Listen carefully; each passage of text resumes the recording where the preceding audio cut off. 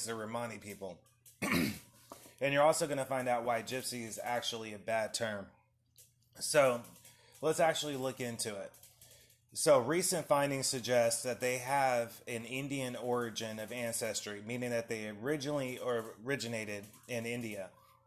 However, the Romani groups did not write down their history. They chose to have an oral way of telling their history, which basically means that they would pass down their history through song, through poems, through theater acts, etc.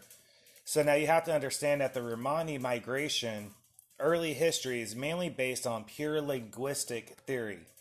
From a historical standpoint, there is no official record of a major migration from India to Europe from the medieval times that officially has been proven indisputable without any further doubt to the Roma people. There is a Shahana, I can't even say the word, it's Shahnaameh legend, however. It is reported in a Persian epic poem from Iran and repeated by several modern authors. The Sasanian king Bohan V. Gur, he learned that the poor could not afford to actually enjoy music. So he asked that the king of India send him late playing experts. When they arrived, he gave each one an ox, a donkey, and an agricultural area so that they would actually play their music for free, just for the poor to enjoy. So the Loris ate the oxen as well as the wheat that the king had given them. So they came back to the king and they were complaining. And this is only like a year later. Their cheeks were hollowed by hunger. However, the king got angry at them. He viewed it as the Romani people wasted his time and what he gave them, so he forced them to pack their bags and go wander around the world on nothing but their donkeys. So let's look into the actual linguistic evidence. There is indisputable roots of the Romani language coming from India. The language does have a grammar character traits as the same Indian languages. It actually shares with them a large part of basic lexicon. For example, regarding its body parts and its daily routines. To be more accurate, the Romani actually share two basic lexicons with the Hindi and the Punjabi both. It shares many features with the Marathi. However, the Romani grammar is crossed to Bengali. So the Romani language is really actually a mix of their migration travels. It currently is called New Indo-Aryan languages. Kashmiri and Shina, Damari and Lomarin with Sanskrit. Hindi and Persian forms, both. Later, it was adapted with Greek. So let's look at where the genetic links actually come into play as far as research goes. So new genetics findings done in 2012 suggest that the Romani originated in northwestern India, and they have migrated as a group. Their ancestors in India were scheduled caste and scheduled tribes population of northern India. Traditionally are referred to collectively as the Doma. The Doma are the original Roma people, or Romani people, to migrate to Europe, becoming modern European Roma. Evidence in 2012 also proved that the Romani did leave northwestern India 1,500 years ago. They reached the Balkans about 900 years ago. They spread throughout all of Europe. They also found a different gene flow in the time and space pattern, With non-Romani Europeans, the study shows that 70% of males actually belong to one single blood lineage that appears uniquely only to the Romani people.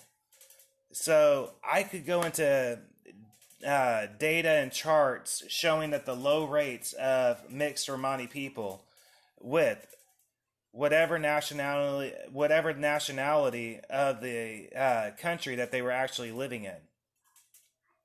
What this actually shows is that the Romani people do not like mixing with outsiders.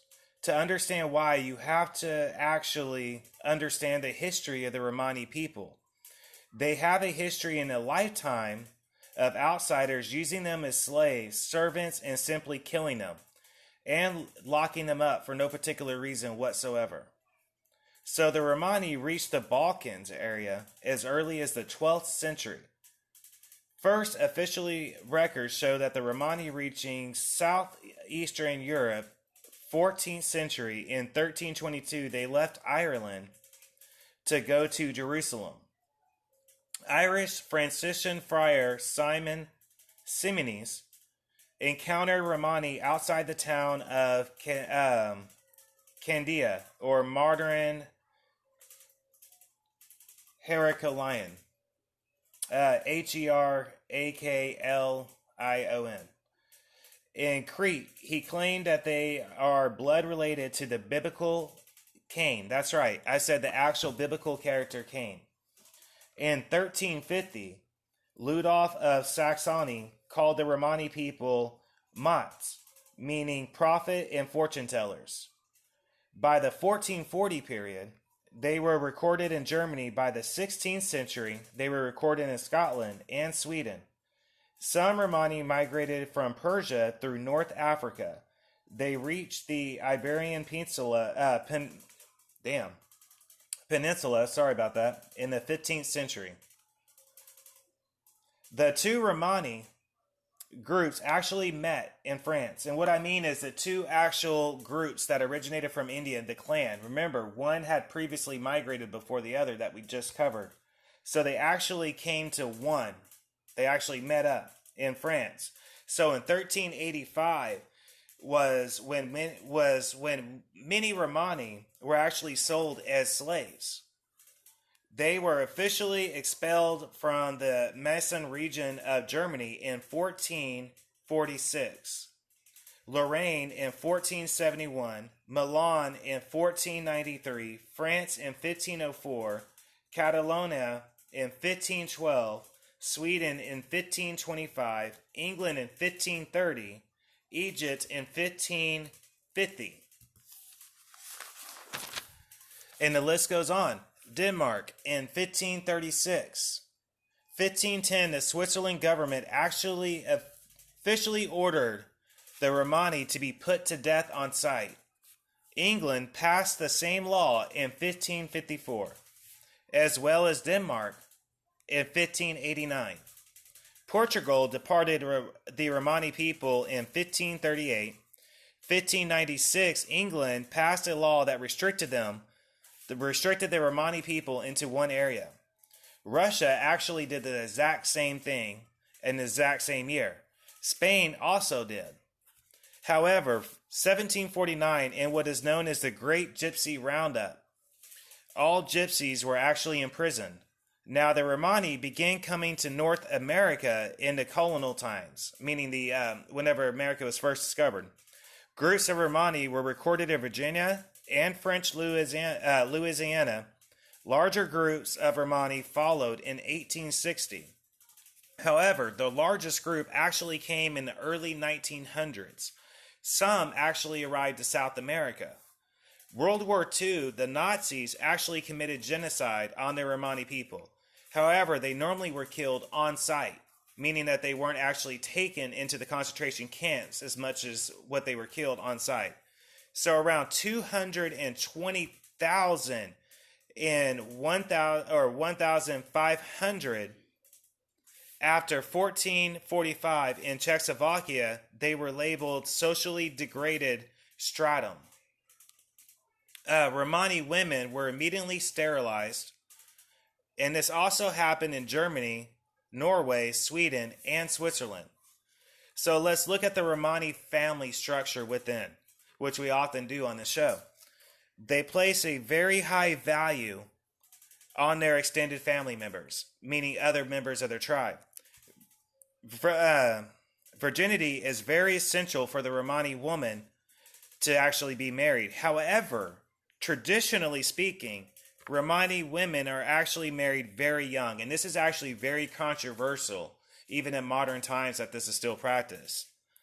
There has been much controversy over the Romani child marriage practice. Traditionally, the Romani law establishes that a man's family must pay a dowry, or meaning a bridal price, to the bride's family. But only very traditional families still follow these laws. Keep that in mind.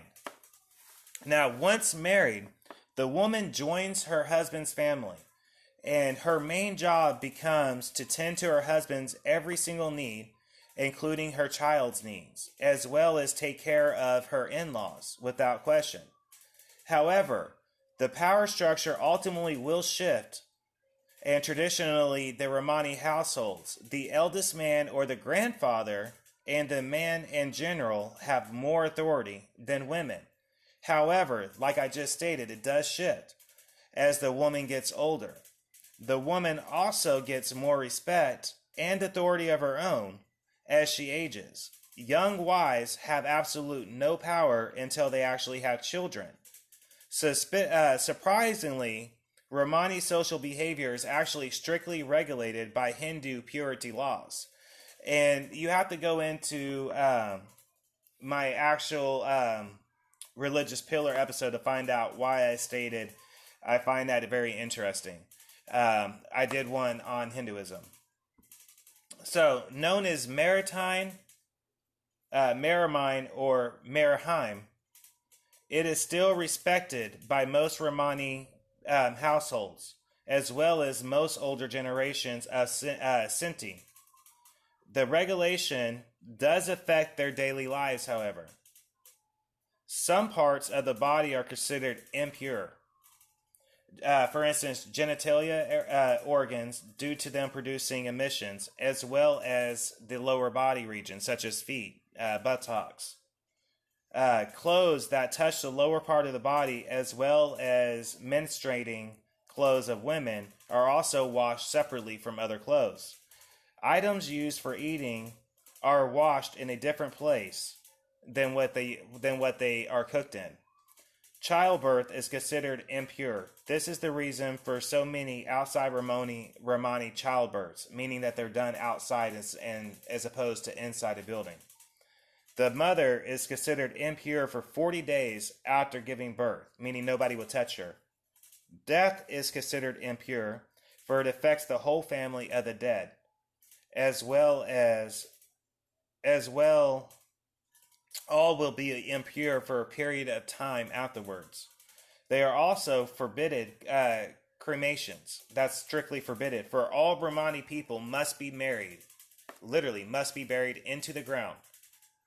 Some animals are impure due to them licking their genitalia area. Horses, however, are not, for example, because they do not have the ability to do that. Now, and this is actually an offshoot of Hinduism, by the way. So, the Romani philosophy, this is the total of the Romani spirit. Romani culture law being a Romani and Romani strains. Sometimes non-Romani may be considered Romani if he or she has a companion. Usually this means an adopted child or somebody that was married in that's non-Romani. Most Romani people are Christian. Other Muslims, some still practice Hinduism, while others have their own set religion. They adapted their beliefs based on where they migrated to centuries ago. Christian, Muslim, and even some evangelical Christians are very common in Romani culture and Romani communities. Some deities and Romani saints, is the Blessed Kefirno Giamis Masala, Saint Sarah, the Egyptian deity, meaning the saint patron saint of travel, is Saint Sarah. And Saint Sarah is probably the number one patron saint of the Romani people, Roma people. Sorry, because they travel so much in their history. So Sarah became a natural number one necessity for every Roma household or Romani household to have. Is also Kali, which dates back to Hinduism as well. Most sacred to the Romani dates back to India, like I just stated. Often, ceremonies and practices depend again on the area that they adapted in or where they live at. The Romani still practice Shaktism. The Romani elders serve as the spiritual leaders, priests, and churches and Bibles do not exist among the Romani people. They do not find them essential whatsoever. Going over notes and research material, however, wherever the group of the Romani is normally the adaptive belief systems. So that means, like, if they're in the Middle East, you're going to find a lot of Roma or Romani people that are Muslim. And if you're in America, you might find a lot of them that are Christian. Or even in Europe, you might find a lot of them that are Christian, or even New Age, meaning practicing witchcraft or whatever. It just depends on whatever area they are normally. So, central in understanding to the Romani people is their music. Romani are known performers. It is said that they play an important role in Central and Eastern European countries in the development of music. They have an influence on almost all local music everywhere they have migrated to. The dances such as the flamenco of Spain and the oriental dances of Egypt are said to come from the Romani people. Even traits of bolero, jazz, and flamenco, even rock has its roots in Romani music.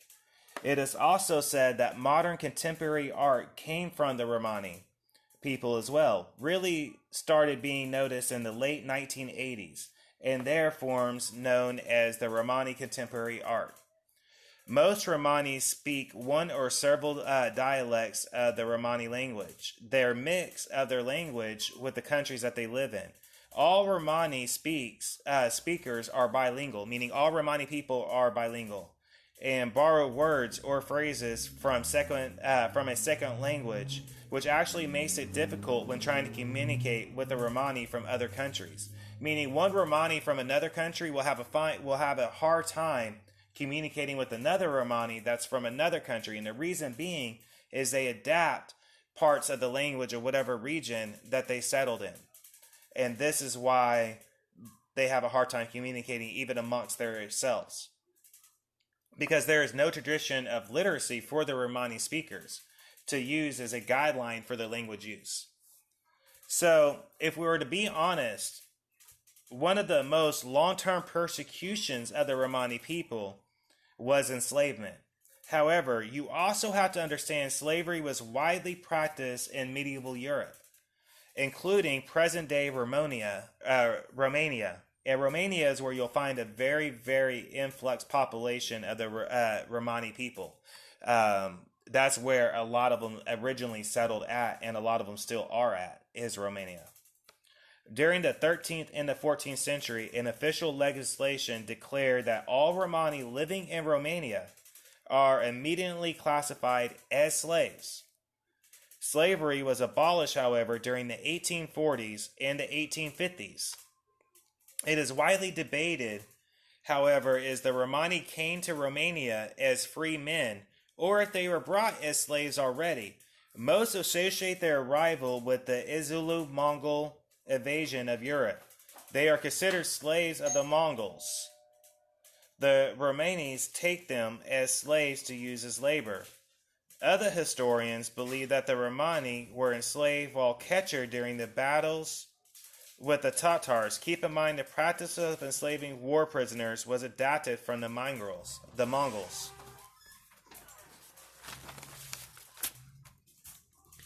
Some of the Romani may have been slaves or auxiliary troops for the Mongols or the Tatars. No one is actually for sure, however, on which one is which. However, most of them migrated south of the Danube region at the end of the 14th century. and sometimes after the foundation of Wallachia. After the Romani people migrated into the area, slavery became widespread, practiced by majority of the population. The Tatar slaves may have been smaller in numbers, however, they eventually merged into the Roma population, meaning the Romani people became the same. Some branches of the Romani people reached Western Europe in the late 15th century. They were fleeing as refugees from the Ottoman conquest of the Balkans in Western Europe. They were suspected of being spies because they looked like Turks. They were often attacked violently. The Romani people were used as scapegoats of justification for ethnic cleansing, for example. And that lasted even into the modern era, meaning the 20th century. Such reasons were that they were brought the plague. So they were blamed for being the ones that brought the plague. Later, in more modern times, the Romani immigration was forbidden on a racial basis in areas outside of Europe. Mostly in English-speaking world, meaning America and Europe. However, Argentina soon adapted in 1880, prohibited all Romani people. So get this, in 1885, even the United States did the exact same thing. The Habsburg monarchy, when it was ruled by the Maria Theresa, sorry about that, a series of decrees tried to force the Romani people permanently to settle. The Romani people were no longer allowed to own a horse or buggy in 1754, which will prohibit them from traveling anywhere outside the area that they chose them to be in. So in 1761, they removed the Romani New Citizens Act. They forced all Romani boys into military service immediately. 1767, they were forced to register with local authorities. By 1767, also, all Romani people were outlawed of getting married. So they were no longer even allowed to get married amongst each other, let alone anyone else. So they went even farther. Hold on.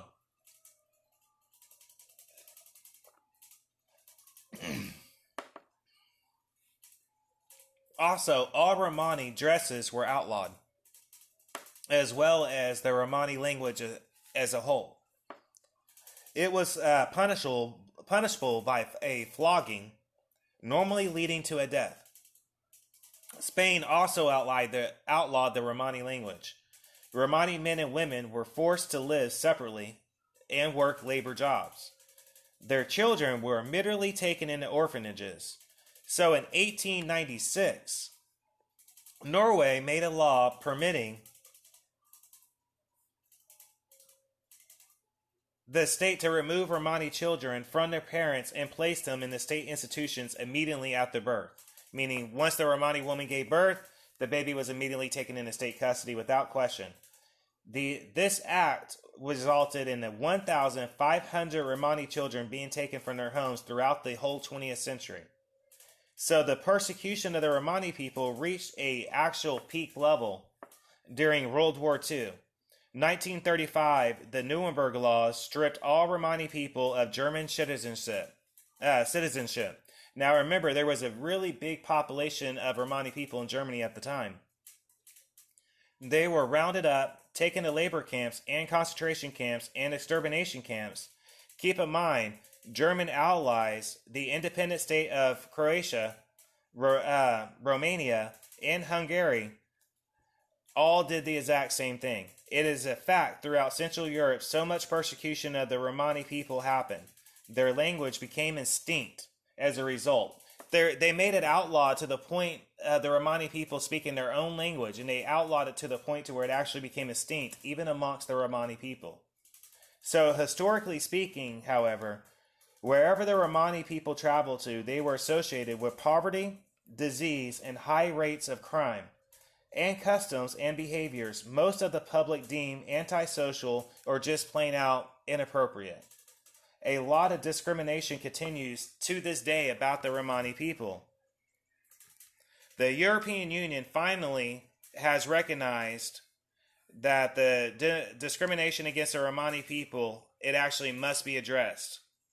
Examples: the Romani people of Kosovo has been persecuted by ethnic Albanians since the end of the Kosovo War.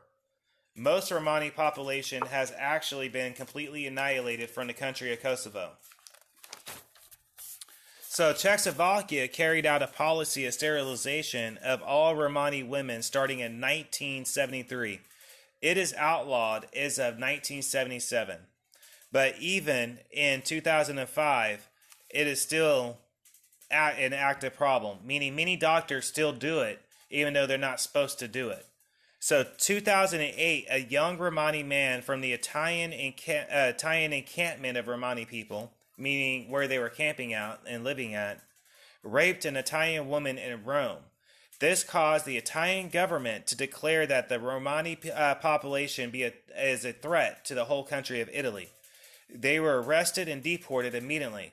In 2016, Pew Research Dole determined that Europe has a negative opinions about the Romani people, and this is roughly between 37% being the lowest and 83% being the highest. Summer of 2010, French authorities demolished 51 Romani neighborhoods and began deporting them to their countries of original origin that the French government decided they came from. This is all happening in modern times that we're talking about. So when you're looking at the Romani people or the Roma people, you have to understand a history of traveling. So in India, originally, they were actually almost considered royalty. When I was doing research, I found out as far as the Punjabi is concerned, the Punjabi region where you'll find Punjabi, India, the Romani people were considered princes and princesses, and even kings and queens. They were royalty at one point. And this was all centuries ago, of course.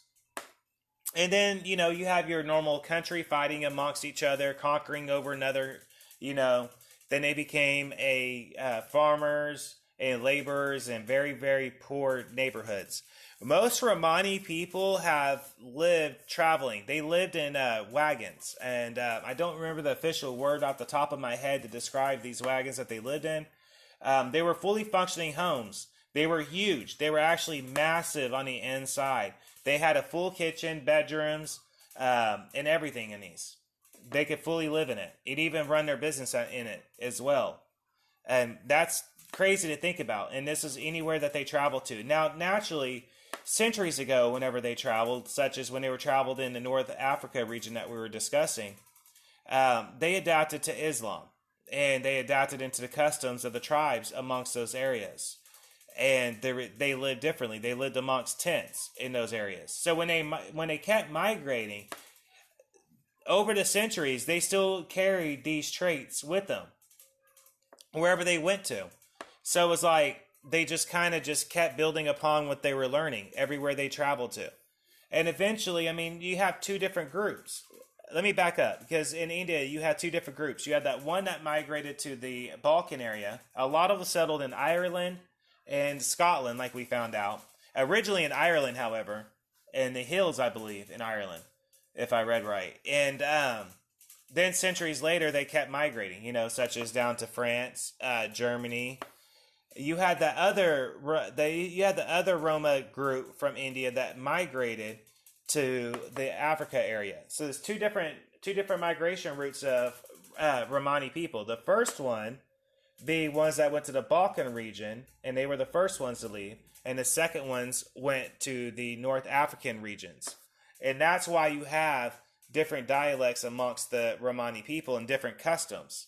So when you say tribes, when you're getting into culture anthropology and you're talking about tribalism, especially centuries ago, so the two different groups, when they met up in France, they kept traveling. One kept going this way and one kept going this way. That's how you ended up with ones in Hungary, Romania, Germany, and all that. So that's really two different clans, so to speak.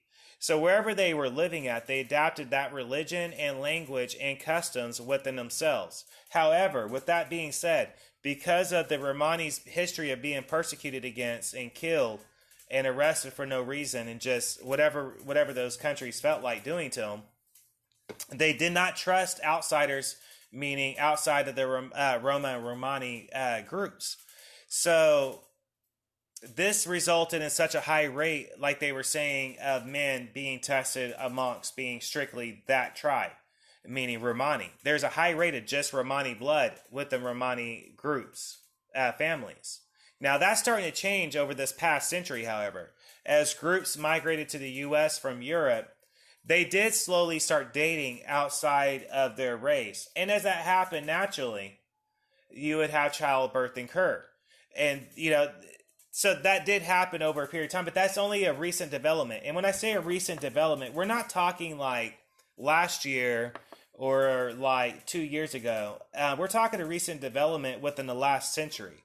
And even 2 centuries isn't that long of a span when you really think about it. Not from a historical sense. I understand from a modern sense that's a really long time.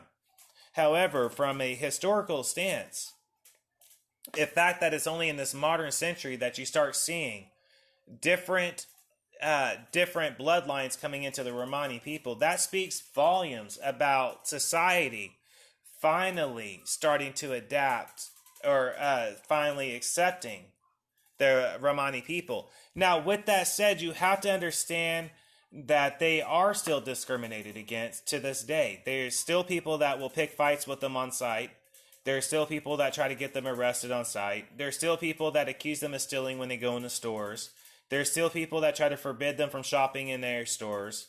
There's still countries to this day, like we just discovered in 2010, 2008. I mean, when you start looking at these dates as I'm going through these notes, 2012, 2010, 2016, these are recent years. In our years. So to me, it's amazing that this is still going on in Europe to this day. So I hear stuff all the time about a lot of different groups and cultures from around the globe that need help. We all do, all the time. But I don't ever see anything about the Roma or Romani people anywhere. The only thing I see is my wedding shows or whatever about the Romani people. That's the only thing you really see positive about the Romani people. So I don't really consider that full-on attitude has changed completely. I do still see a problem there. Even when I watch the show, I did try to watch the show in the process of doing this research as well. And you can see it in the show, like whenever they're going around. Even though recent development has come out stating that TLC is lying, and it's actually a scripted show from Jump Street, and even using non-Romani people. That's according to articles that I've read that was written by different Romani people. So it's not such as glamorous as what they're showing on TV is what the point of what they're trying to say is. So when you start looking at the Romani people, even in Russia, Italy, France, the UK, Ireland, the Middle East, Jerusalem, Argentina.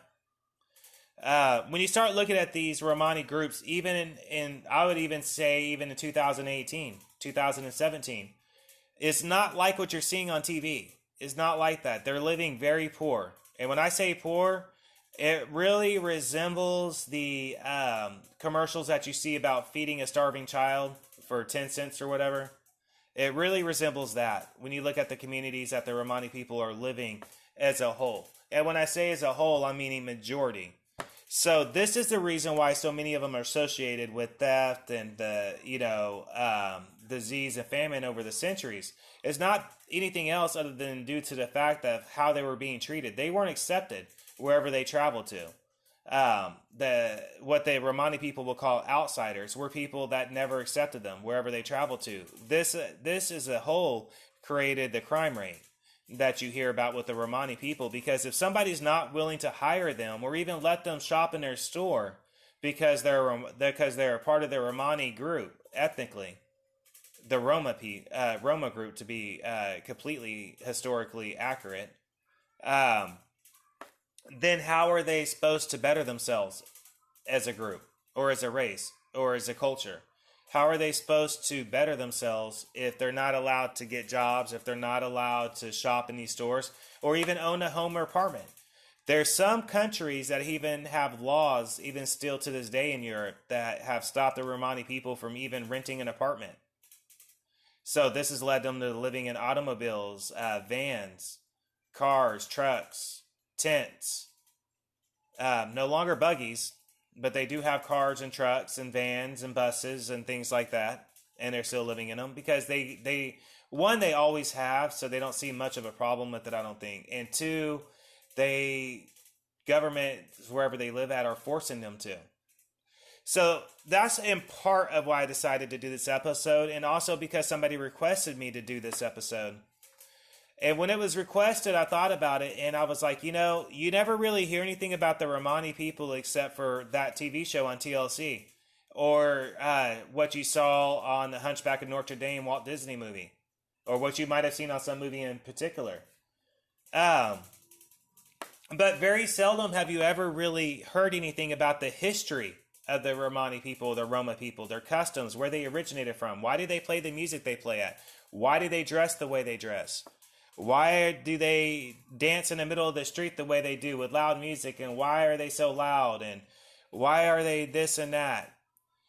Hopefully, this podcast episode has given you guys a little bit more of an insight understanding to the customs and the reasons behind the reason why the Romani people act the way they do. That was what the person that requested this episode actually wanted me to do. They wanted me to actually try to figure out a way to show a way to describe where their customs, beliefs, and the reasons why they act the way they do came from. In short, we could sum it up with a lot of persecution and misunderstanding throughout their whole history of wherever they settled out as a group. And when I say settled, let's keep in mind, people, that we're talking about ancient times. Yes, they still travel. But when I'm talking about settled at as far as their customs, we were talking centuries ago. We were talking about when the word tribe applied to everybody. There wasn't a structure per se in those time periods. There was only known tribes of groups, and those tribes were actually ethnic groups. So, and that's how this all came to be. So it's only modern, and I do find that amazing still. Let me say that still. I do still find that amazing that it's only in modern times that you're seeing a transition to other, what they would consider outsiders or other tribes. It's only in this time period that we're seeing that. To me, that's actually pretty cool. It's showing a willingness of adaptance, them adapting, as well as other people adapting to the Roma and Romani people. And that's why I find that fascinating. But I do find it concerning that even in 2016, the Italian government officially started deporting Roma and Romani people, as well as the French in 2010. I do find that very astonishing that that wasn't very widely reported. Upon doing research, however, I did come across, you wouldn't believe it, Sean Hannity, a picture of Sean Hannity with the big bold headlines, Gypsy migration to the U.S. It was big, bold, and bright, So I don't think that the attitudes fully has changed. I hope this episode might help people's attitude change towards the Roma Romani people. I hope that people have a little bit more of an understanding of their culture and their beliefs and their structure and how the reason why they were the way they were. And I know it's going to get repeated again, so just let me say that the reason why they traveled so much was everywhere they went to, they experienced persecution. So eventually, some would stay and some would travel on, and they would just keep moving.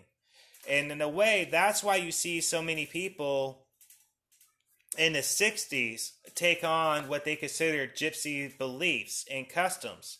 Because in the 60s, what did you have? What you would call hippie families or hippie communes could be considered the same thing as the Roma Romani people in a way. Remember, there's two different tribal groups of those groups, and different dialects and different customs amongst each others. In a way, In the 60s, you had an influx of people that adapted to the customs. Now, I believe that that generation from the 60s is the reason why we're seeing so much people being okay with the Roma and Romani customs. I believe it's that generation from the 60s and 70s that has started changing that within our own country. Hold on one second. And I hope that that actually continues.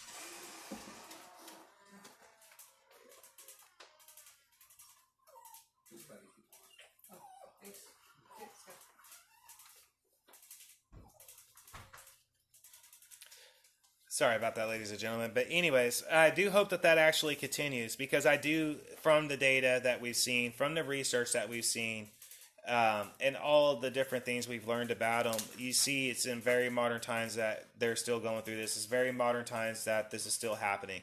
Yes, there is signs of people accepting them, both on both sides, both from the Roma Romani people and wherever they're at. You do see signs of people actually accepting them more than what you ever have in the history of the world. However, or in the history of the Roma Romani people. However, there's still stuff going on, and I do feel like that does need to be addressed, and I do hope that people do understand that these issues are still going on. After this episode, you'll actually hear the traditional Roma or Romani anthem of their people. You'll hear that start playing immediately after this episode ends, and you'll start seeing a slideshow that I did my best to show both their customs and history of the Roma Romani people, but also images throughout history of the Roma Romani people. And I even included modern Roma and Romani people. I also included, naturally, because this is working class thoughts, I also included a little bit, not as much as I normally do, but images of the Romani people being persecuted against by different law enforcement and different country officials. And you will also see news report and clippings of the Roma and Romani persecution and bigotry that they've gone through throughout centuries that I've collected. And you will also find data showing, like you always do, of the Roma and Romani people, of where their migration routes came from and where their structure lies. You know what I mean? Wherever they are. And you also hear two more traditional Roma and Romani songs, as well as a traditional Romani folktale. If you listen closely, it is an actual Roma or Romani folktale. Often you'll hear them actually perform these in the streets of wherever they're living at, like carnivals or weekend events or something like that. They'll reenact these, and that's where one of these is, what you'll hear. And then you'll actually hear a song by Cher as well as Shakira. And I'll let you guys do the math on that one. But I hope everybody enjoys the slideshow I've actually made on this episode. And I hope I did a good job at showing you guys what the Roma Romani people really are about. What the customs are about, what their beliefs are about, where they originated from, where they have been, and what's currently going on within the Roma and Romani people. And with that said, this has been Mike for Working Class Thoughts. I hope everybody has a great night, a great evening.